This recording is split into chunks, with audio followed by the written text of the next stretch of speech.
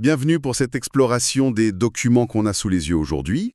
On va plonger dans les principes de l'efficacité personnelle et professionnelle aussi, tirés d'extraits d'un livre. Un livre qui a marqué pas mal de monde. Les 7 habitudes de ceux qui réalisent tout ce qu'ils entreprennent de Stephen R. Covey. Bonjour, oui, un classique indéniable. On a différents types de sources là, des résumés des chapitres clés, quelques citations marquantes et aussi des questions-réponses assez directes sur le livre. Mhm. L'objectif, c'est vraiment d'aller chercher l'essence de la pensée de Covey. Comment on peut développer une efficacité durable, vous savez, basée sur des principes solides, pas juste des astuces à court terme. C'est ça. Alors, on va essayer de décortiquer ça ensemble. C'est une excellente idée. Parce que c'est vrai que ce livre, il a une influence qui dure. Mais les sources qu'on a, elles soulignent aussi une difficulté, hein. Beaucoup de gens le lisent, mais l'appliquer vraiment au quotidien, c'est autre chose. Ah oui, Oui, souvent on le trouve inspirant sur le moment, mais intégrer ça sur la durée, c'est le vrai défi. Donc notre but, c'est peut-être d'aller voir comment ces habitudes peuvent vraiment prendre forme au-delà de la première lecture. exactement. Et il commence fort, Covey, avec une observation. Je pense que ça parle à pas mal de gens. Il remarque que beaucoup réussissent extérieurement, belle carrière, bon statut, tout ça, mais intérieurement, il y a comme un vide. Oui, une déconnexion. C'est ça. Des difficultés dans les relations, un manque de paix intérieure, ça résonne un peu, non? Complètement. Et ce qui est vraiment intéressant, c'est son diagnostic. Il met en opposition deux grandes approches. D'un côté, ce qu'il appelle l'éthique du caractère, D'accord. basée sur des principes qu'il considère universels. L'intégrité, l'humilité, la justice, le courage, des choses assez fondamentales. Et de l'autre côté, l'éthique de la personnalité. Qui serait plus l'image. Exactement. L'image publique, les techniques de communication, le paraître, elle a émergé plus tard, surtout au XXe siècle. Et Covey dit que cette seconde éthique, même si elle a son utilité en surface, elle ne suffit pas pour régler les vrais problèmes de fond. C'est un peu comme mettre un pansement sur une plaie profonde, quoi. C'est tout à fait l'idée. Ça ne guérit pas, ça cache juste temporairement. Et pour nous aider à comprendre ça, il introduit un concept clé, les paradigmes. Ah oui, les paradigmes. C'est comme des lunettes invisibles qu'on porte tous. Nos cartes mentales, nos filtres personnels qui colorent notre vision du monde. Mhm. Les sources donnent cet exemple classique de l'image ambiguë, vous savez, celle qu'on peut voir comme une jeune femme ou une vieille dame. Oui, très connu. Selon ce qu'on nous a montré juste avant, on ne voit qu'une seule des deux. Ça montre bien à quel point nos paradigmes dirigent notre perception. D'où sa phrase choc. Laquelle? La façon dont nous voyons le problème est le problème. C'est puissant ça, et c'est pour ça que les vrais changements, les transformations profondes, elles passent par ce qu'il appelle des changements de paradigme. Les moments « ah ». Exactement. Ces moments où, tout à coup, on voit les choses différemment. Ce n'est pas juste un petit ajustement de comportement, c'est la carte mentale elle-même qui change. C'est beaucoup plus fondamental. Ça nous mène à son approche centrale, le fil rouge du livre, de l'intérieur vers l'extérieur. Tout à fait. Le changement commence par soi. Travailler sur son propre caractère, ses motivations, ses paradigmes, avant de pouvoir influencer positivement l'extérieur, les autres. Il situe ça sur un cheminement, le continuum de maturité. On passe de la dépendance, on compte sur les autres, on est défini par leur regard. Un peu comme un enfant, au départ. Oui, puis à l'indépendance, la maîtrise de soi, l'autonomie. Mais pour Covey, le but ultime, c'est l'interdépendance. C'est-à-dire? La capacité à travailler avec les autres de manière créative, productive. Mais attention, point important, on ne peut pas y arriver directement. Il faut d'abord être indépendant. Logique, on choisit l'interdépendance, on ne la subit pas. Exactement. Et au cœur de tout ça, il y a sa définition de l'efficacité, l'équilibre PPC. P pour production, PC pour capacité de production. C'est ça. P, c'est les résultats qu'on veut, les œufs d'or.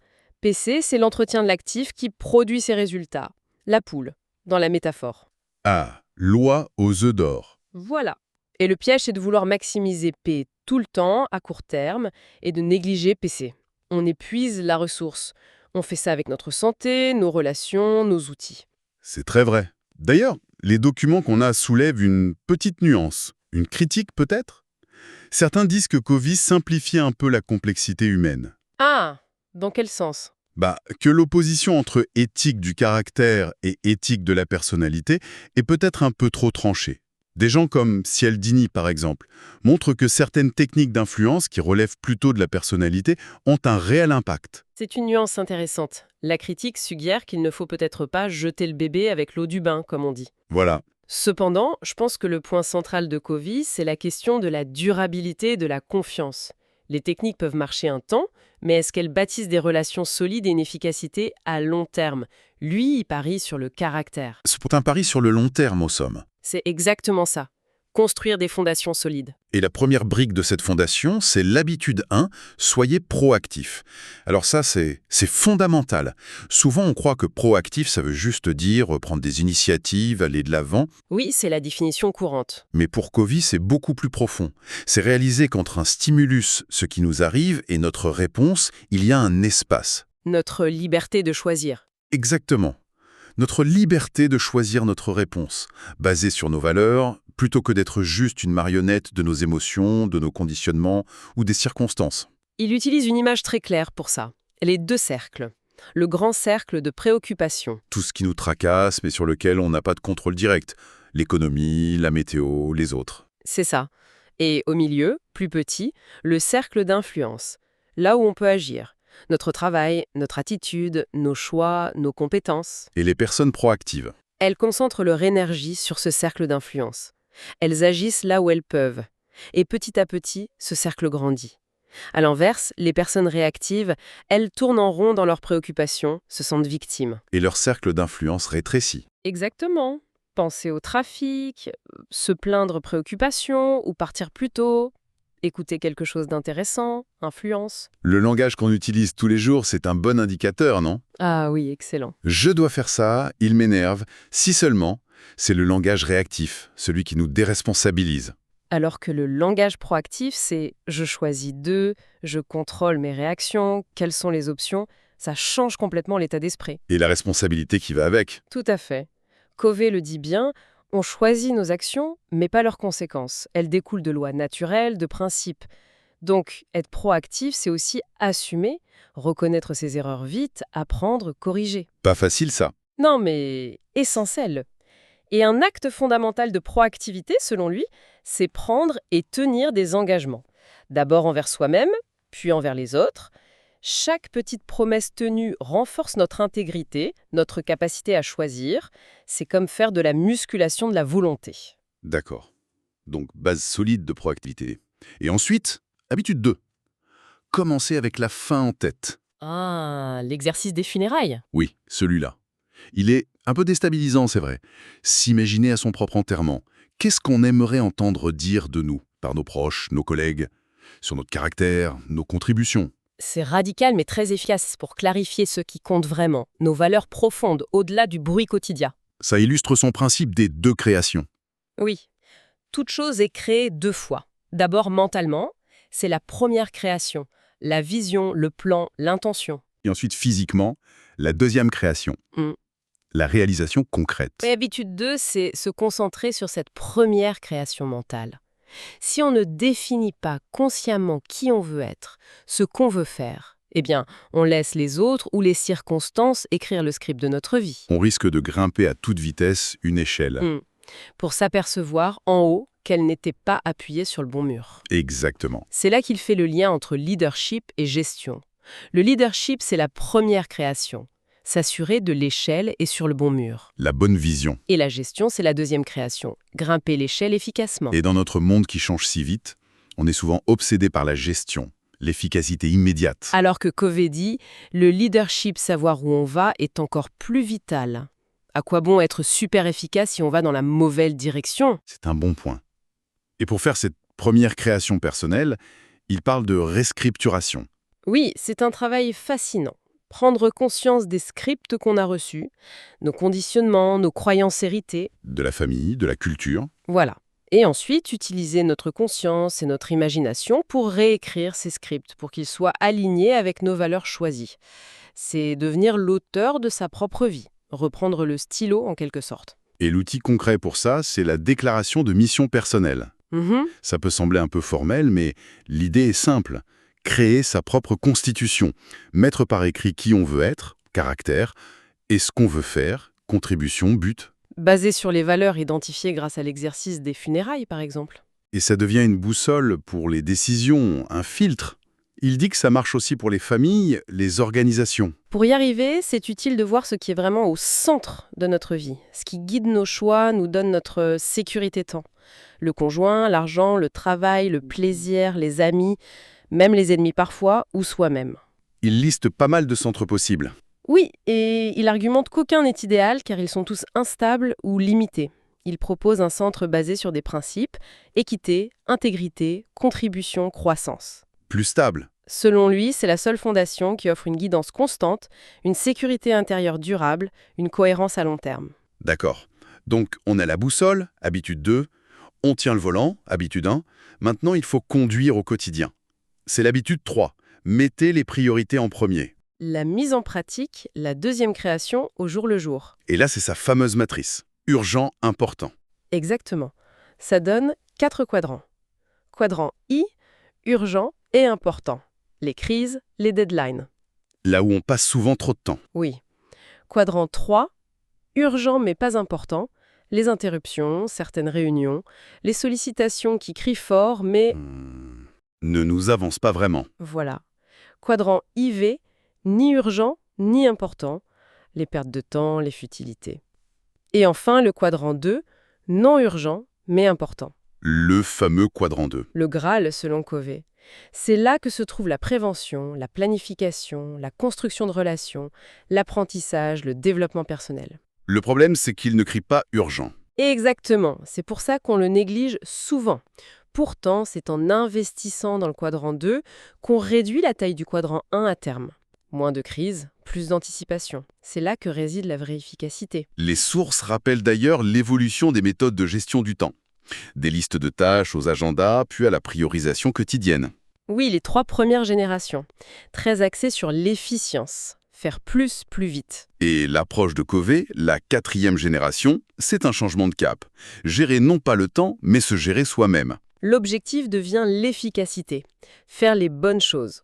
Celle du quadrant 2, alignée avec notre remission. Et pour faire de la place à ce quadrant 2, il faut Dire non. Apprendre à dire non. Pas méchamment, mais un non réfléchi aux activités des quadrants 3 et 4. Parfois même à du quadrant 1 qui n'est pas notre priorité. Comment on organise ça concrètement? Il suggère une planification hebdomadaire. D'abord, identifier ses rôles clés. Parents, managers, amis, individus. Ensuite, pour chaque rôle, fixer un ou 2 objectifs importants pour la semaine, idéalement des actions du quadrant 2. Et enfin, planifier du temps pour ça dans son agenda en gardant de la flexibilité. D'accord. Ces 3 premières habitudes, proactivité, fin en tête, priorité, c'est ce qu'il appelle les victoires privées, la maîtrise de soi. Le socle indispensable. Sans ça, les victoires publiques, celles de l'interdépendance, sont fragiles. Et la transition entre les deux, c'est son concept de compte bancaire émotionnel. J'aime bien cette image. Oui, elle est très parlante. Chaque relation a un compte invisible où on dépose ou retire de la confiance. Les dépôts, c'est... Chercher sincèrement à comprendre l'autre, l'attention aux petites choses, un merci, un sourire, tenir ses promesses, clarifier les attentes, être intègre, cohérence parole-acte et s'excuser sincèrement quand on a fait un retrait. Et les retraits, c'est le contraire. Manque d'égard, promesses non tenues. Exactement. Un solde élevé permet de traverser les difficultés sans détruire la relation. Une bonne question à se poser. Nos comptes sont-ils créditaires ou débiteurs en ce moment? Question intéressante. Avec cette base de confiance, on peut aborder l'habitude 4. Penser gagnant-gagnant. La première habitude de l'interdépendance. Sortir de la logique de compétition ou de sacrifice. Ne pas chercher à avoir la plus grosse part du gâteau, mais à agrandir le gâteau ensemble. C'est ça, le succès durable et mutuel. Il oppose ça aux autres paradigmes gagnant-perdant, la compétition classique, perdant-gagnant, la soumission, perdant-perdant, le conflit destructeur. Et il propose une option intéressante, gagnant-gagnant ou pas d'accord. Oui, c'est très fort. Si on ne trouve pas une solution mutuellement bénéfique, parfois il vaut mieux ne pas conclure l'accord pour préserver la relation à long terme. Pour que ça marche, il faut un état d'esprit d'abondance. Des relations de confiance, le compte bancaire émotionnel l'y entend, des accords clairs et des systèmes qui encouragent ça. Et pour trouver ces solutions gagnant-gagnant, il faut une compétence essentielle, l'habitude 5. Chercher d'abord à comprendre, ensuite à être compris. Le cœur de la communication interpersonnelle efficace. Mais attention, il parle d'écoute empathique. C'est quoi la différence avec juste bien écouter? C'est énorme. La plupart du temps, on écoute pour répondre, évaluer, conseiller, placer notre propre histoire. L'écoute empathique, c'est écouter avec la seule intention de comprendre vraiment le cadre de référence de l'autre, ses sentiments, sa perspective. Mettre de côté notre propre agenda, en fait. Totalement. C'est un dépôt énorme dans le compte bancaire émotionnel. L'autre se sent entendu, respecté. Et c'est seulement comme ça qu'on peut identifier les vrais besoins derrière les positions affichées. Ce qui ouvre la porte au gagnant-gagnant. Exactement. Il rappelle la sagesse grecque. Ethos, crédibilité. Pathos, empathie. Logos, logique. L'ordre est clé. Pas de logos efficace sans ethos et pathos. Comprendre d'abord, pathos, avant de vouloir être compris, logos. Et quand on combine ces bipotes profondes, habitude 5, la volonté de solution mutuelle, habitude 4, et la confiance, compte bancaire émotionnel, on arrive à l'habitude 6, la synergie. Le sommet de la montagne, oui. Le principe que le tout est plus grand que la somme des parties. Le fameux 1 plus 1 égale 3 ou 10 ou 100. Comment ça marche? Ça se produit quand on valorise sincèrement les différences entre les gens. Différences de perception, d'expérience, de point de vue, au lieu de les voir comme des problèmes. On les voit comme des opportunités. Voilà, des opportunités d'apprendre, de créer ensemble. La synergie permet de trouver des troisièmes alternatives, des solutions nouvelles, meilleures que ce que chacun aurait pu imaginer seul, ou même qu'un simple compromis. On revient à la première création, mais faite ensemble et plus riche. C'est tout à fait ça. La question difficile, c'est comment cultiver vraiment cette ouverture aux différences pour atteindre cette synergie, et pas juste en parler. Alors si on résume un peu tout ce parcours qu'on a exploré dans les extraits, ça commence par un travail sur soi, très clairement. Oui, les victoires privées. Ancrer sa vie dans des principes, choisir ses réponses, proactivité, savoir où on va, fille en tête, et faire ce qui compte vraiment, priorité. C'est la base. Le socle. Et seulement après, on construit des relations interdépendantes solides, confiance, compte bancaire émotionnel, bénéfices mutuels, gagnant-gagnant, écoute profonde, comprendre d'abord, et créativité partagée, synergie. C'est un cheminement logique et puissant. Alors, qu'est-ce que ça nous laisse comme réflexion finale, tout ça? Je crois que ça nous renvoie à un défi assez personnel. Dans notre monde qui valorise tant la vitesse, l'image, cette éthique de la personnalité dont on parlait, les résultats immédiats, quel engagement intérieur, quelle discipline ça demande de cultiver vraiment ces habitudes. Des habitudes qui demandent du temps, de la réflexion. Oui, de la vulnérabilité parfois. Un travail sur le caractère, sur le long terme.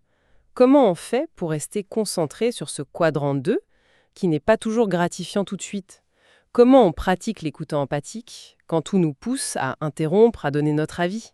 C'est peut-être ça, le vrai défi. Pas juste comprendre le livre, Mais choisir, jour après jour, d'appliquer ces principes face à la pression ambiante de l'urgence et de la facilité. C'est peut-être la question à emporter avec soi après cette discussion.